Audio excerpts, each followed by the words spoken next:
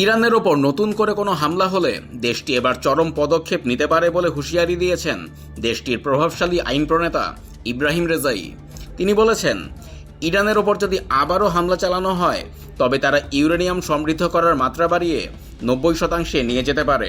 সহজ কথায়, কোনো দেশের ওপর হামলা চালানোর জন্য পরমাণু বোমা বানাতে ইউরেনিয়ামের যে বিশুদ্ধতা প্রয়োজন, ইরান এখন ঠিক সেই স্তরে পৌঁছানোর হুমকি দিচ্ছে।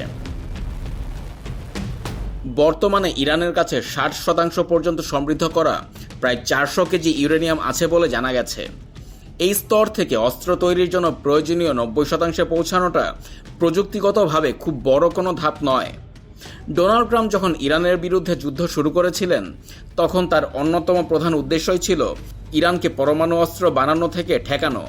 কিন্তু এখন পরিস্থিতি উল্টো মোড় নিচ্ছে।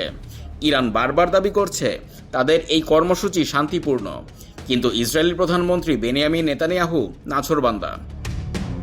নেতানিয়াহু জানিয়ে দিয়েছেন, যতক্ষণ ইরানের কাছে সমৃদ্ধ ইউরেনিয়ামের মজুদ থাকবে এবং তাদের পরমাণু স্থাপনাগুলো ধ্বংস হবে না, ততক্ষণ যুদ্ধও থামবে না। এমনকি এক সাক্ষাৎকারে তিনি সরাসরি বলেছেন, ইরান থেকে এই পরমাণু সরঞ্জাম সরিয়ে নিতে প্রয়োজনে তারা ভেতরে ঢুকে সব দখল করে নেবে।